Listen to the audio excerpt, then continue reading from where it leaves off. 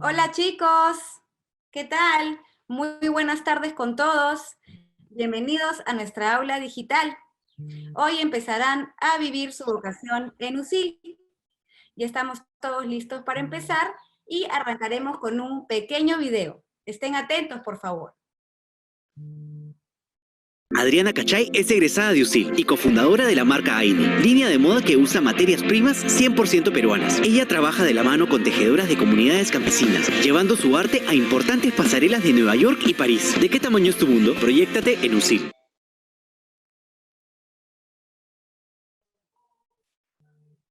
Hola chicos, ¿qué tal? Muy buenas tardes. Nuevamente los saludo. Bienvenidos a nuestra aula digital. El día de hoy vamos a tener un taller súper interesante, súper completo, y les voy a comentar un poquito acerca de la dinámica. Mi nombre es Yania Pacheta y los voy a acompañar el día de hoy y voy a ser su moderadora. El tema del día de hoy es el comercio internacional. Les voy a comentar cómo va a ser. Son 40 minutos de ponencia y después son unos 15, 20 minutos de ronda de preguntas. Estas preguntas yo se las recomiendo formular a partir de los 15, 20 minutos de taller. Ustedes me las van a ir filtrando por el chat por interno y voy a elegir las 5 mejores al finalizar. Dicho esto, les comento el taller. El comercio internacional en los tiempos de coronavirus. Vamos a conocer todos los desafíos y oportunidades que se presentan ante esta coyuntura. Y para ello tendremos la ponencia del señor Walter Ramírez. Les voy a comentar un poquito acerca de Walter Ramírez.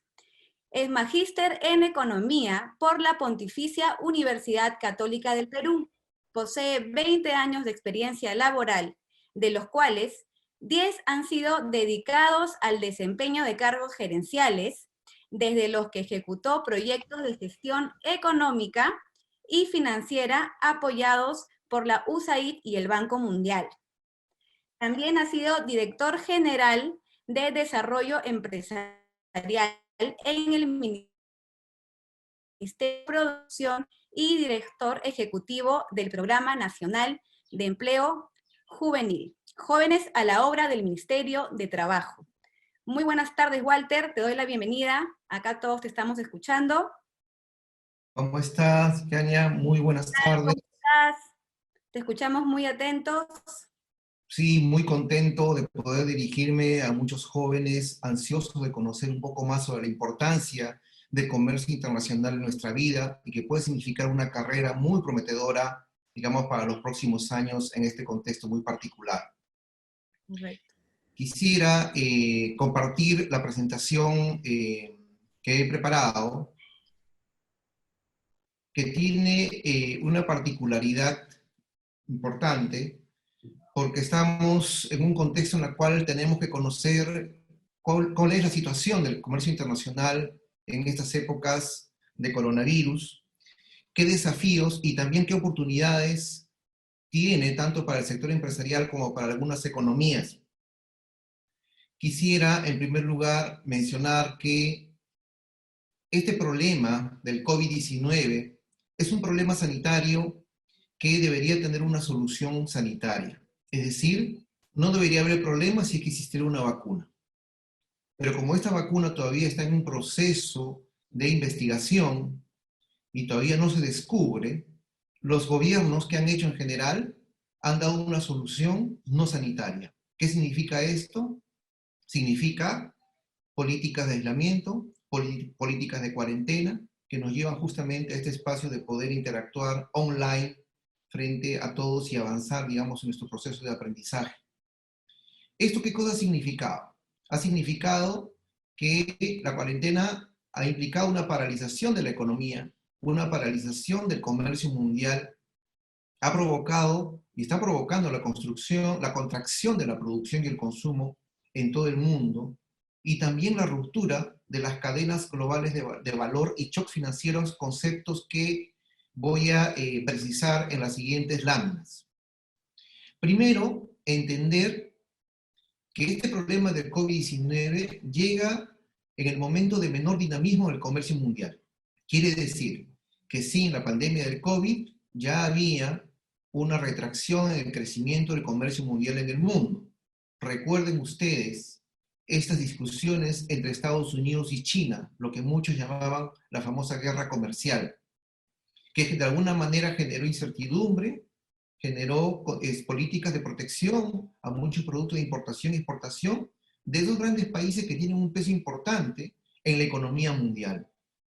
Tanto es así que antes del COVID ya el comercio mundial había caído en 0.4%, debido a las barreras comerciales que se pusieron a implantar estos dos países. Y en relación a los números, a los datos en general, ya el primer bimestre del 2020, enero-febrero del 2020, ya las importaciones de China habían caído en 17%. Las exportaciones, perdón, cayeron en 17% y las importaciones en 4%. Estados Unidos, que es un país de destino para nuestras exportaciones, en el caso del Perú, también tuvo una caída en sus importaciones en 4%. Y este panorama también ha afectado a América Latina. Las exportaciones de América Latina hacia China y las importaciones desde ese país a la región también disminuyeron en el mismo periodo 12% y 6% respectivamente. Si ya estamos hablando de una caída solo enero y febrero, imagínense ustedes los impactos que estos van a tener marzo, abril y mayo, periodo en el cual nosotros como Perú ya aplicamos la política de aislamiento y de cuarentena. En el 2020, de acuerdo a información de CEPAL, se espera que en América Latina el valor de las exportaciones caiga en 10.7%. Y ahí ustedes pueden ver en la gráfica cómo es que esta caída se hace más fuerte en América del Sur, ¿no es cierto? Y en países del Caribe. Y en América del Sur estamos nosotros, el Perú, para lo cual nosotros tenemos un desafío que enfrentar. Asimismo, si uno revisa las proyecciones de la dinámica de exportaciones, tanto al mundo, a China, a Estados Unidos, la Unión Europea en general, estamos hablando de una proyección de este año de una reducción importante de más del 10% en el mundo y más del 20% en el caso de China. Entonces, sí, los países más afectados, de acuerdo a la proyección de CEPAL, serán Argentina, Brasil, Chile y Perú, principales exportadores en el caso de, como mercado principal a China.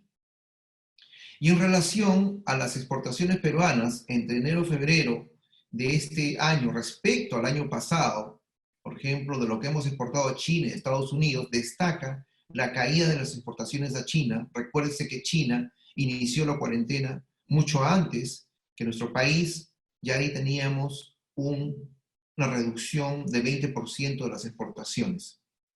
Y China es digamos, un destino de mercado muy importante para nuestro país. Y en relación al precio de las materias primas, muchos países exportadores de materias primas están experimentando drástica caída de los precios.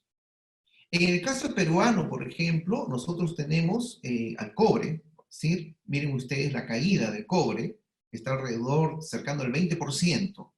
Miren ustedes también, en el caso de otros productos, de otras materias primas, como el trigo, también hay una reducción, y lo que ha destacado es la caída abrupta que tuvo el precio del petróleo a nivel internacional, que llegó cerca al 70%, ¿no? Acá estamos hablando de la primera semana de mayo, básicamente. Es importante señalar que el único metal, en este caso, que ha subido de precio en el mercado internacional es el oro.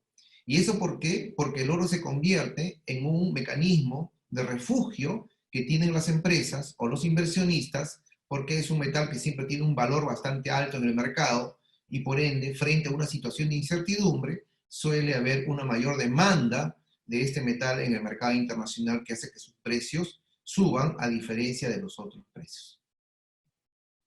Y acá hay un elemento fundamental que es necesario analizar cuando se dan estas situaciones en el mercado, tanto en reducción de la producción, tanto en reducción de las exportaciones, las importaciones, como en reducción de los precios, de alguna manera se va a afectar lo que se denomina la cadena logística de los productos. ¿Qué cosa quiere decir? Se pone en el gráfico un ejemplo. En realidad es bastante sencillo, Porque, por ejemplo, para producir un celular, ¿qué cosas necesitamos? Necesitamos insumos. Materias primas como cobre, silicio, ¿verdad? Que vienen de Chile, de Perú, de Rusia, de Australia, ¿verdad? Se construyen también piezas, materiales usados en la fabricación, en los distintos componentes como baterías, antenas, tarjetas. Todos estos son materias primas que deberían pasar hacia la fabricación, procesos de fabricación, donde están los componentes que son ensamblados en fábricas instaladas en países como China, India, Corea del Sur y Vietnam.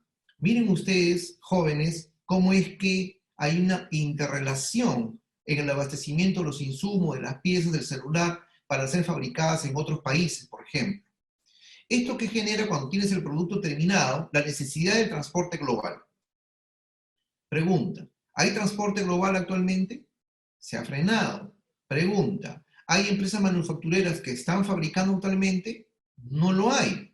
Este es un proceso de apertura paulatina que los países están recién aplicando, pero que definitivamente esto va a tener todo un impacto en el comercio.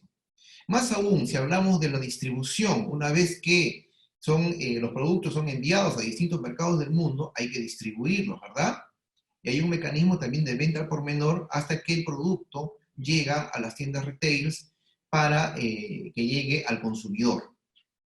Entonces, el problema es que si bien esta estrecha integración de productores existe, actualmente esto está cortado, ¿ya? Y está funcionando solo para algunas actividades esenciales, que es en el caso de alimentos, como vamos a ver. ¿Qué cosa significa esto? Significa que si muchos sectores tienen procesos productivos de distribución acortados, esta foto que nosotros vemos en la lámina, en realidad nos demuestra básicamente de que hay una lentitud, por no decir una paralización, de muchos de los productos que estaban listos para salir al mercado internacional. Al respecto, ¿esto qué significa? Tiene un impacto relacionado con lo que nosotros llamamos el choque financiero a nivel internacional. Quiere decir, si usted representa un banco, le prestaría plata a una empresa exportadora cuyo producto está, digamos, de alguna forma paralizado en los puertos. Es decir, acá hay una pregunta de comportamiento del agente económico.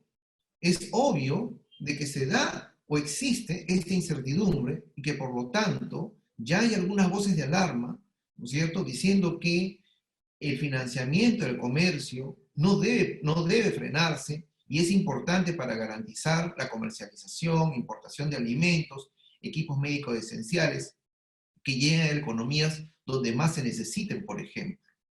Entonces, acá hay un tema interesante porque nos están diciendo de que la ruptura de la cadena de producción y de distribución, ¿qué cosa va a generar? Va a generar también incertidumbre para que los bancos puedan prestar a las empresas y con ello hacer más fluido, digamos, el comercio internacional.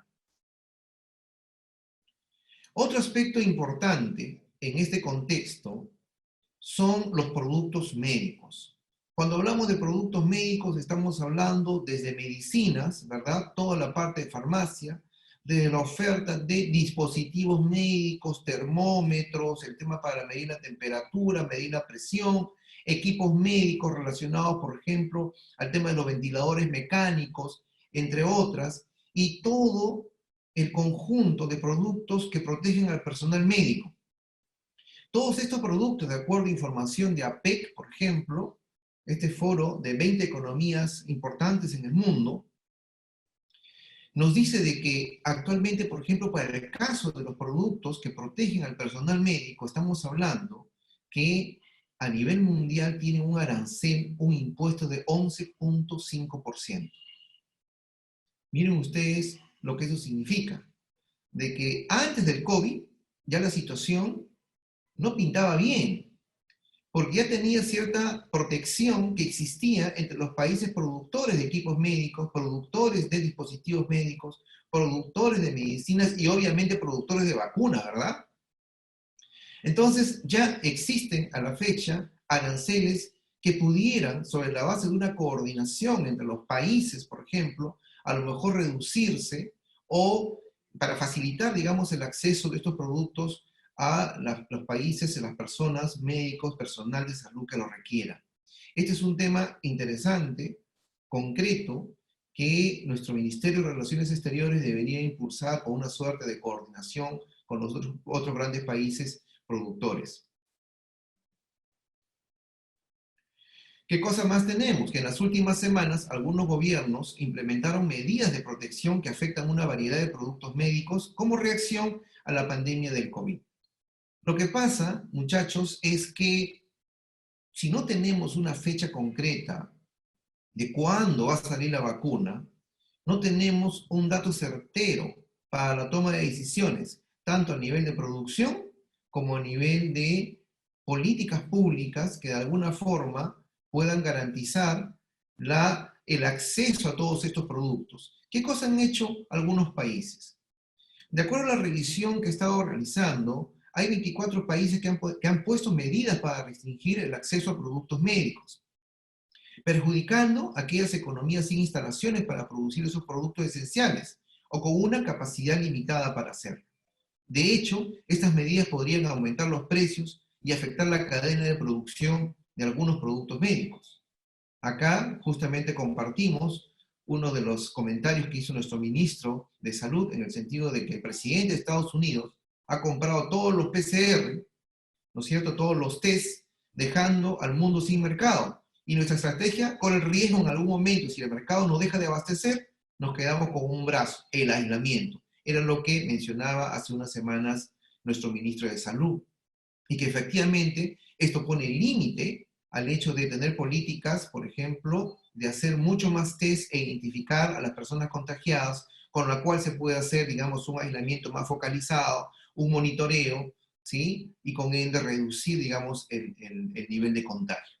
Miren qué importante resulta, muchachos, el comercio internacional. O sea, el comercio internacional, el flujo de bienes y servicios que existe en el mundo, tiene un impacto fundamental, y puedo decir inclusive un impacto fundamental en la vida de las personas. Y en el caso de la salud o productos médicos, como estamos observando, resulta siendo central.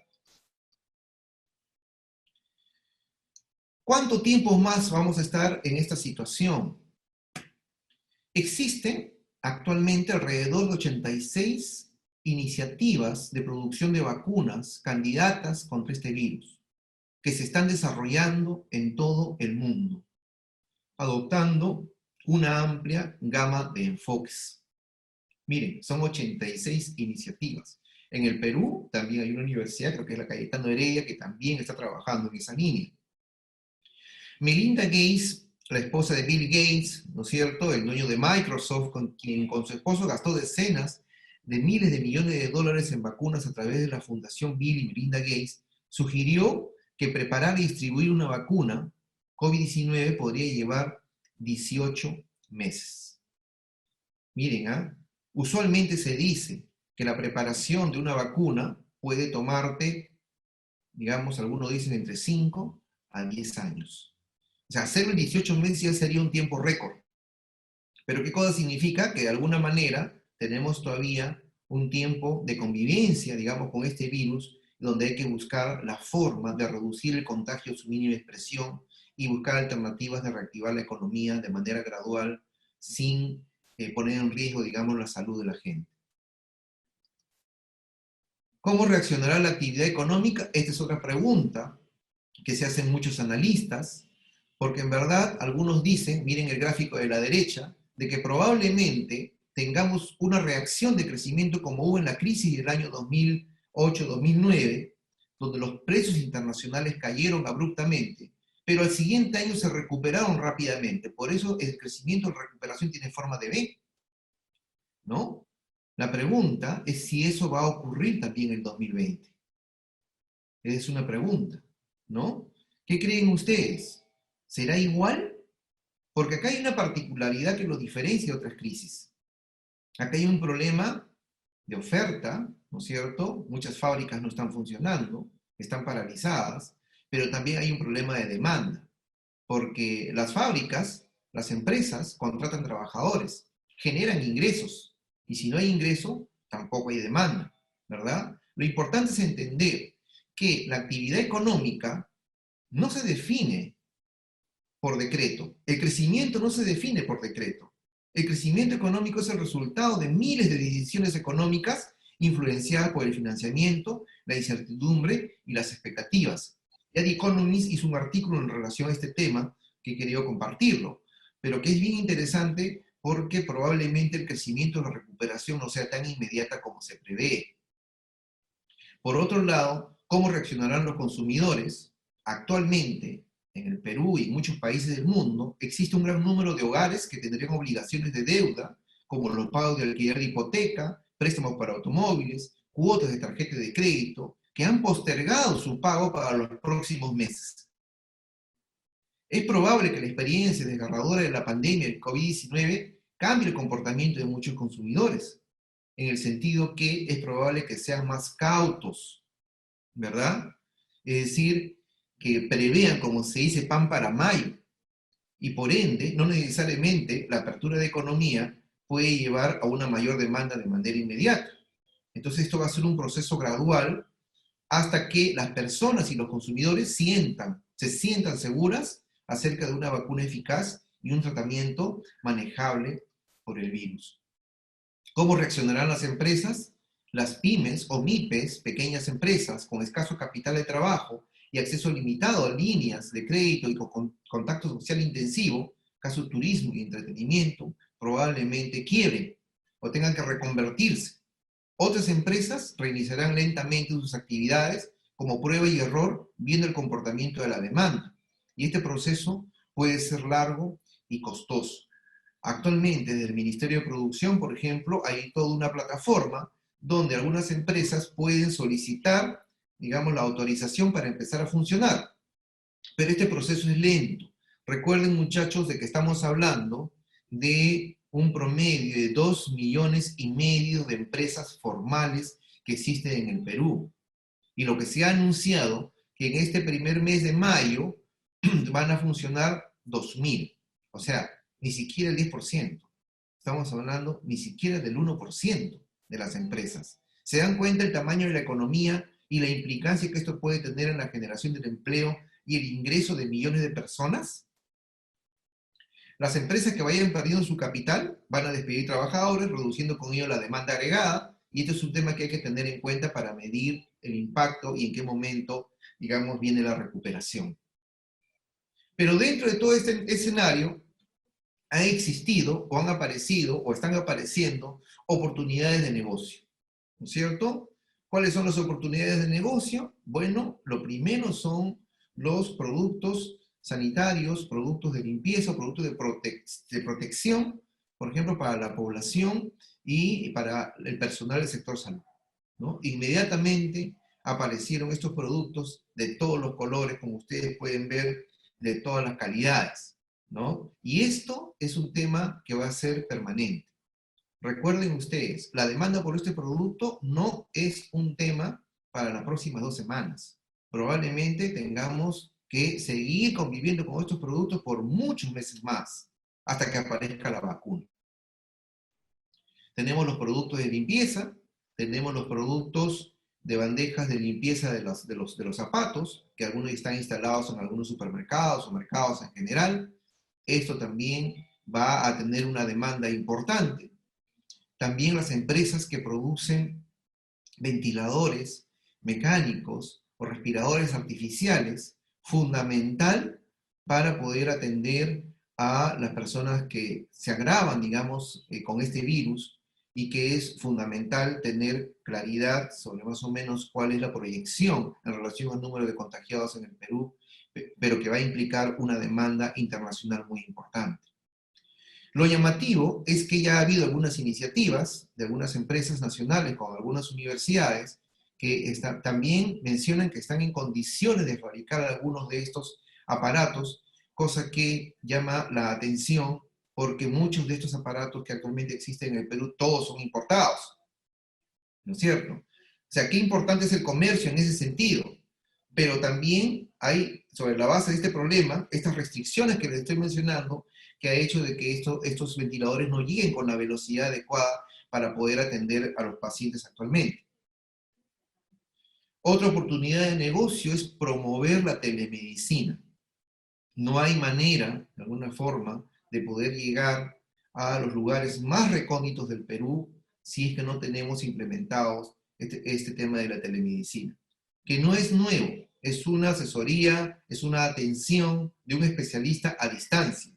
No es nuevo, la tecnología ya existía, pero en realidad todavía no estaba masificado a nivel nacional, y esta es una oportunidad de negocio importante. El otro tema es que en el Perú, por ejemplo, existen laboratorios clínicos, ¿verdad? Pero que pocos de ellos, en un último estudio que tuve oportunidad de realizar, se hablaba de que menos del 5% de laboratorios clínicos en el Perú cuentan con una certificación ISO a nivel internacional que justamente permitan garantizar la calidad de los análisis de laboratorio.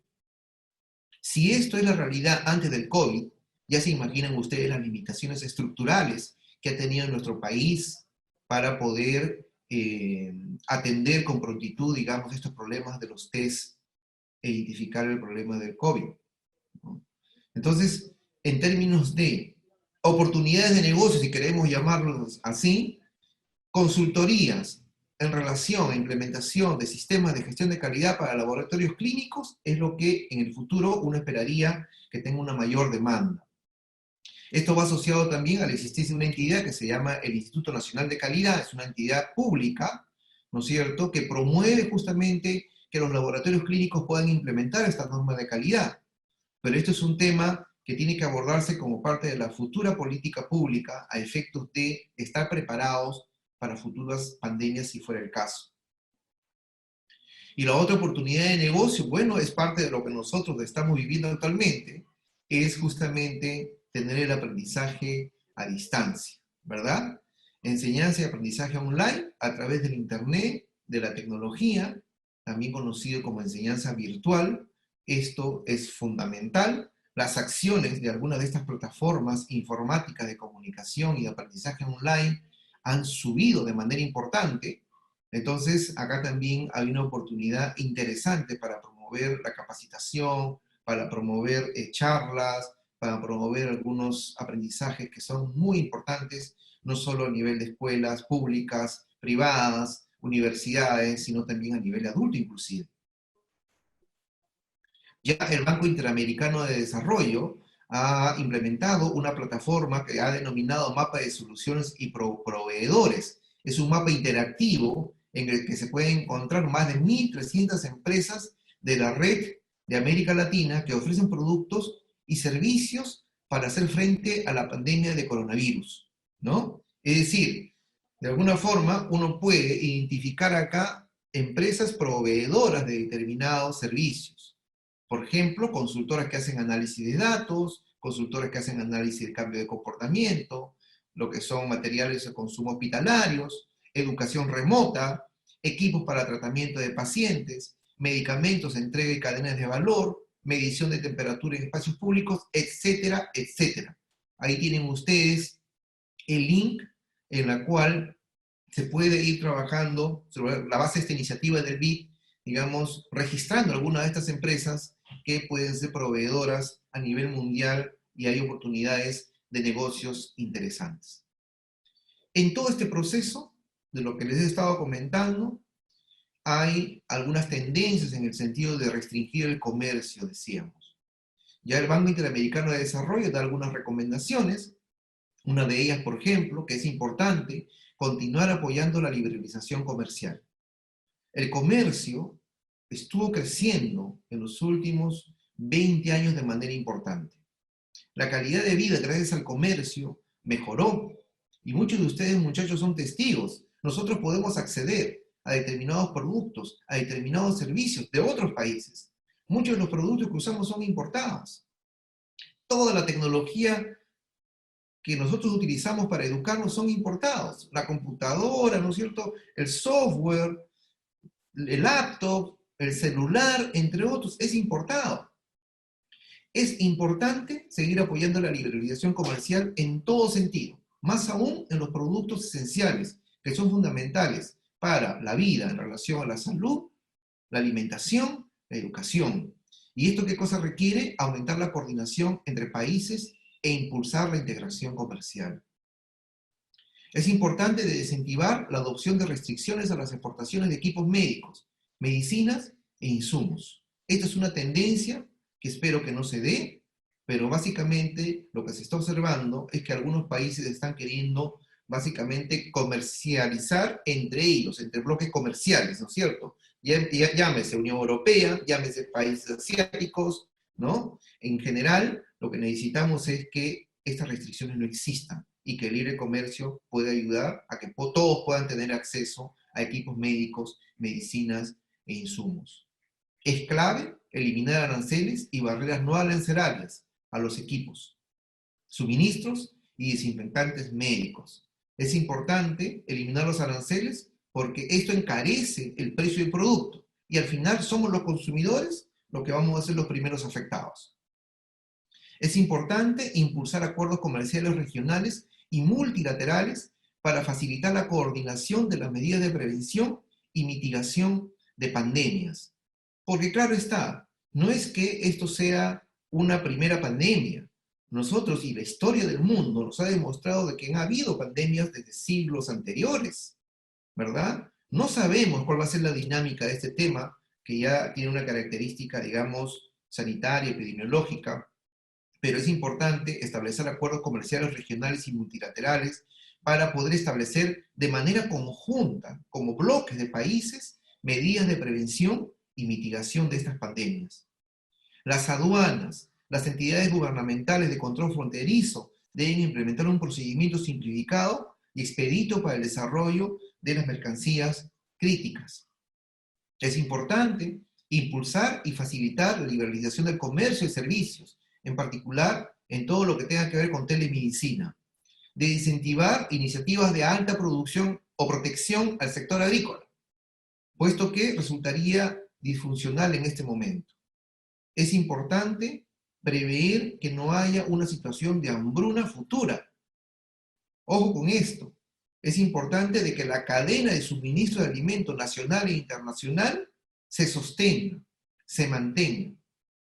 Y esto tiene que hacerse también de manera coordinada, porque de alguna manera, gracias a la globalización, los países hemos estado integrados y hemos estado estableciendo apoyos mutuos y comercio permanente. Actualmente yo trabajo en el Ministerio de Producción. Y por ejemplo, para aperturar ya el inicio de la pesca de anchoveta, por ejemplo, ¿no es cierto?, que es un insumo importante para los alimentos de los pollos, de los chanchos y de los productos acuícolas. Es importante de que esto no se detenga. Y así como nosotros somos proveedores de harina de anchoveta, que son insumos para el sector avícola, por ejemplo, o el sector alimentario en general, también no debe detenerse la provisión de otros productos que nosotros importamos de otros países, como el trigo, por ejemplo, en el caso del producto que importamos de Estados Unidos. El pánico no debe ser, digamos, lo que determina el comercio internacional, sino que deberíamos apostar por un nivel de coordinación para que no se rompa la cadena de distribución alimenticia. Es importante trabajar agencias de promoción de exportaciones para sostener y potenciar las exportaciones de las empresas, brindando servicios de información que permitan identificar nuevas oportunidades en materia de bienes y servicios, así como establecer nuevos vínculos comerciales que reemplacen a aquellos afectados por la crisis. Son recomendaciones generales, centrales, fundamentales dentro del marco del comercio internacional, que como ustedes están viendo, muchachos, es un tema bastante apasionante, fundamental para la vida en el mundo. Y en este contexto, termino ya con los desafíos a modo de preguntas. Y en este contexto se hace necesario reevaluar los instrumentos de políticas de competitividad y productividad en lo relacionado a sus objetivos prioritarios. Ya el gobierno había aprobado una política de competitividad y productividad, porque este elemento es central para poder acceder también a los mercados internacionales. Pero, ¿qué ha ocurrido? La pandemia te cambia ya el escenario. Entonces la pregunta es, ¿tenemos que reevaluar estos instrumentos y las prioridades de esta política de competitividad? ¿Cómo serían esos ajustes? Esto ya queda como una pregunta abierta y una tarea para repensarlo y que puede ser motivo de una investigación o de una presentación futura. La nueva política industrial, que también se estaba trabajando en el Ministerio de Producción, debería establecer criterios de promoción e incentivos para la producción local de los productos esenciales, sin que ello signifique una sustitución de importaciones. ¿Por qué digo esto? Porque se sabe, por ejemplo, de que hay capacidad para producir mascarillas, protectores sanitarios, productos de limpieza sanitaria. Hay capacidad. Y es más, hemos visto que hay capacidad para producir algunos ventiladores mecánicos, pero nunca hubo una iniciativa de política industrial, digamos así, para promover estos productos. La pregunta es, ¿tenemos que generar incentivos para que se promueva la producción local de estas maquinarias, de estos equipos o productos esenciales, sin que ello signifique que estemos sustituyendo las importaciones y cortando la relación comercial? Como tercer y último desafío, si es necesario, voltear la cara hacia América Latina y ajustar la globalización, orientando mejor un enfoque más regional con países más cercanos. Y digo esto porque las tendencias, y esto se han visto en las últimas semanas, es que hay cierta orientación de los esfuerzos hacia bloques comerciales. El bloque europeo, el bloque de América del Norte, el bloque asiático, ¿no es cierto? Y es necesario quizás mirar también a nuestros países con los cuales nosotros tenemos cercanía geográfica y probablemente trabajar de manera coordinada con un enfoque más regional, más integrado, ¿verdad? Para poder enfrentar situaciones que pueden repetirse en el futuro. Ok, muchas gracias y estoy listo para cualquier duda o pregunta.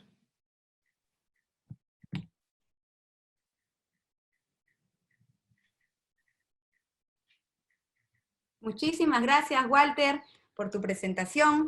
La verdad que ha sido muy interesante el tema del día de hoy. Chicos, por favor, recuerden que como profesional de la Facultad de Ciencias Empresariales UCIL, crearás valor, impactando en el desarrollo empresarial y social del país y el mundo. Tendrás una formación académica innovadora, actualizada, emprendedora e impulsadora del intercambio cultural y académico con el extranjero. Esto te va a preparar para responder acertadamente a un entorno empresarial global cada vez más retador. Dicho esto, vamos a iniciar con la ronda de preguntas.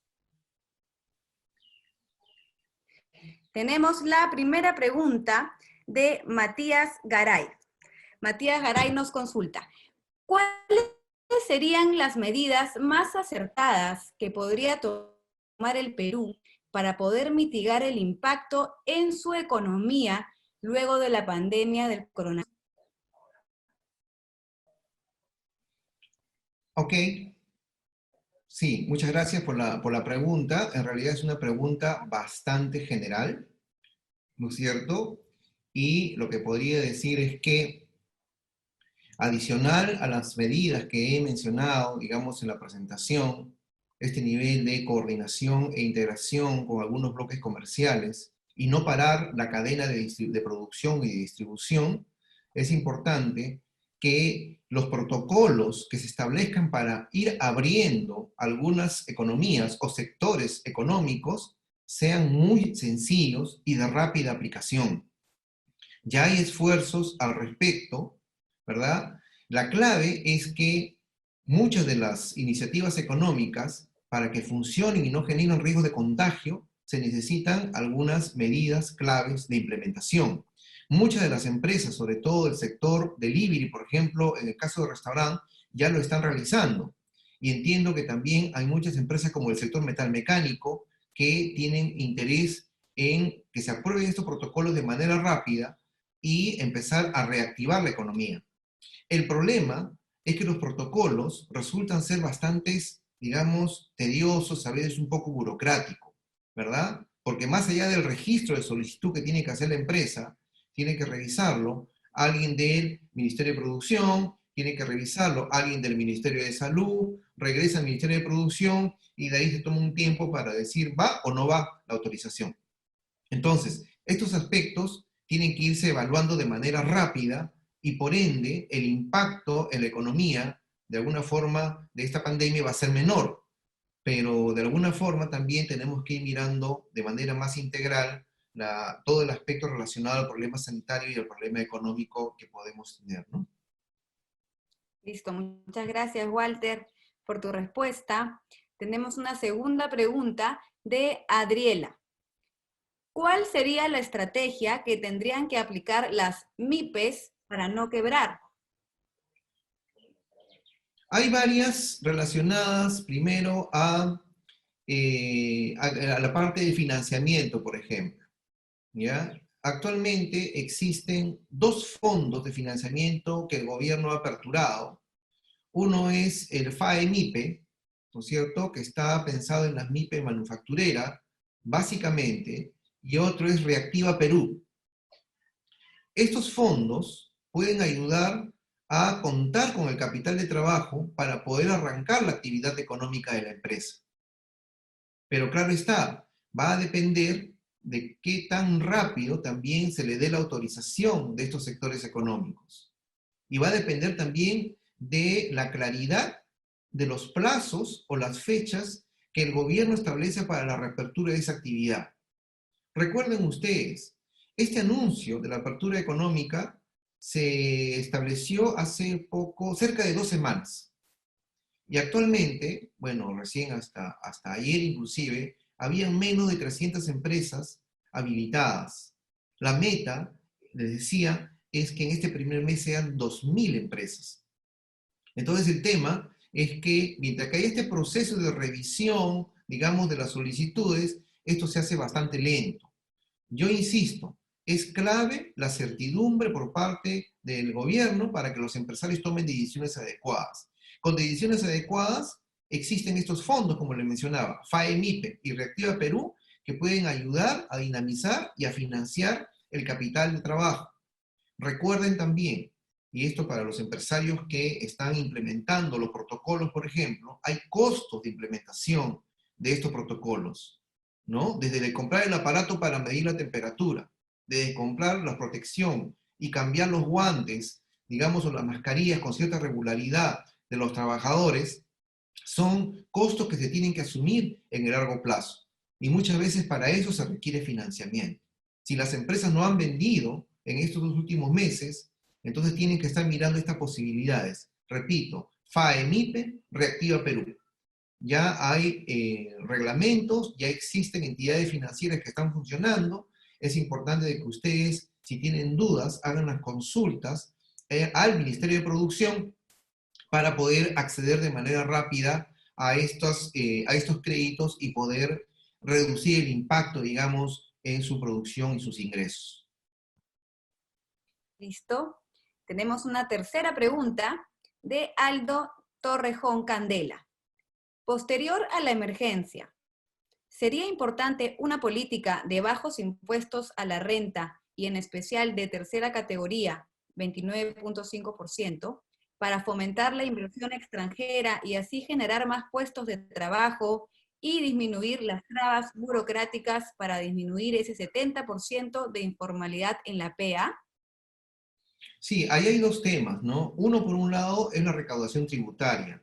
Recuerden ustedes que se postergó el pago del impuesto a la renta, ¿no es cierto? Se ha postergado, esto era para marzo y se postergó, digamos, para junio.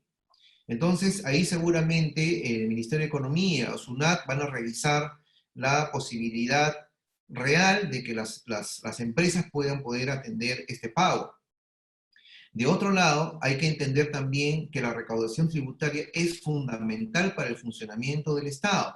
Ninguna política pública o de gasto social puede sostenerse si no tenemos una recaudación tributaria adecuada. Entonces, cuidado con eso.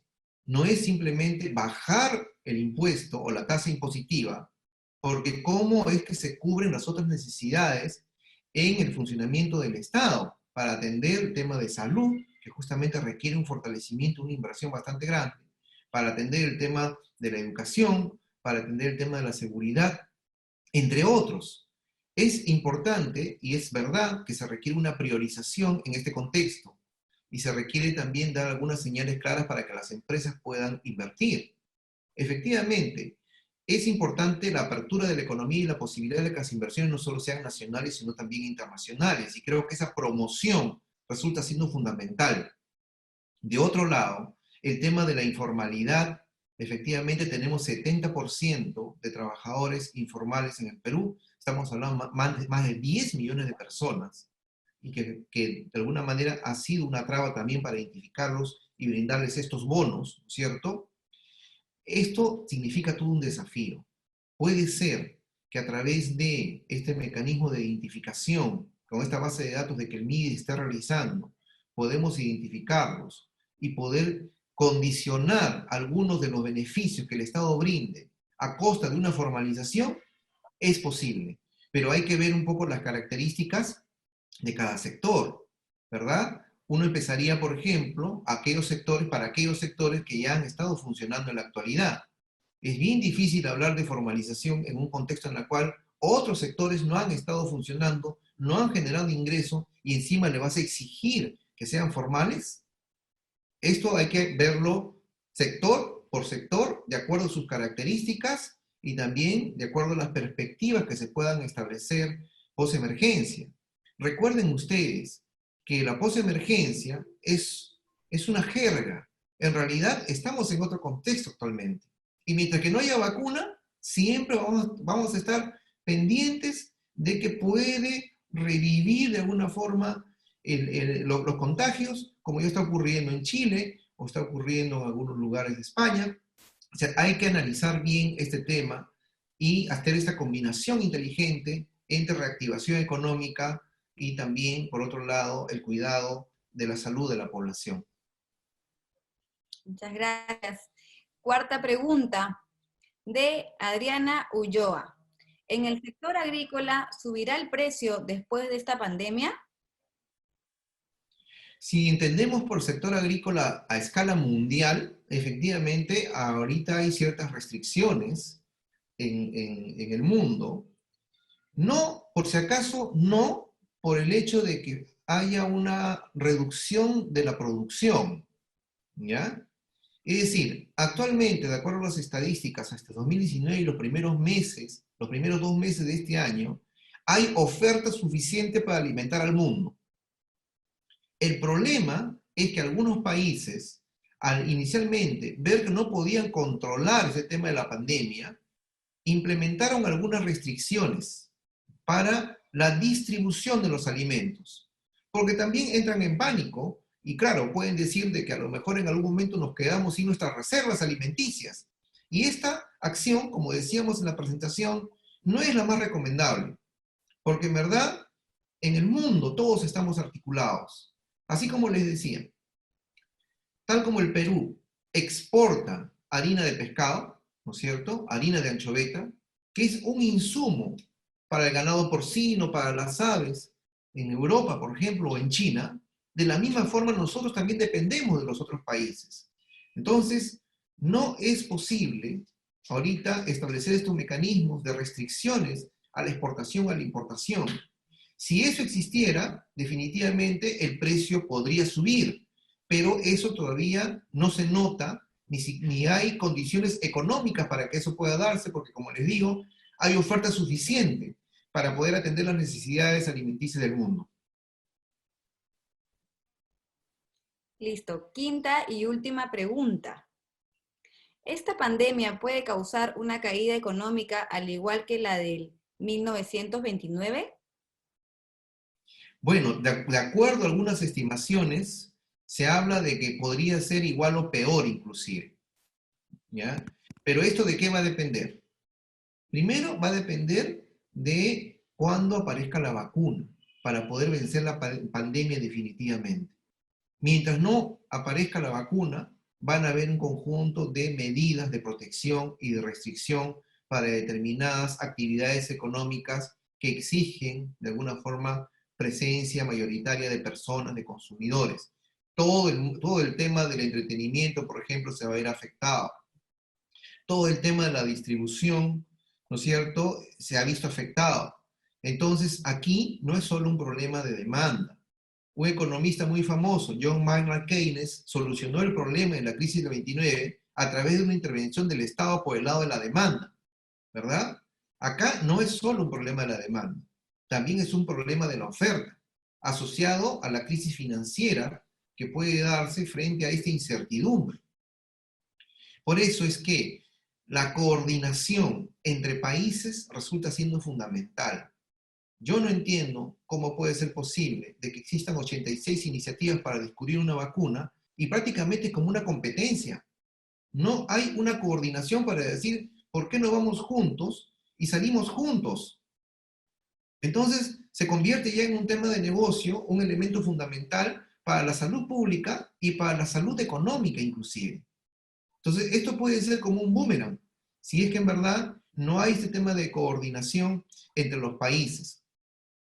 De alguna manera, la integración y la globalización, que ha sido parte del crecimiento del comercio mundial en los últimos años, y ha sido un aspecto fundamental para la mejora de calidad de vida y promover la competitividad de muchos países, resulta siendo una lección en la cual no se debe dejar de lado. Es importante que establezcamos estos criterios de coordinación y de integración con muchos países para lograr estos objetivos comunes, y solo así no vamos a tener una crisis similar a la de 1929. Muchísimas gracias, Walter, por tu presentación. Les agradezco un montón, chicos, por su participación en el taller. Les pido que por favor aún no se vayan. Les vamos a enviar una breve encuesta por el chat, por interno.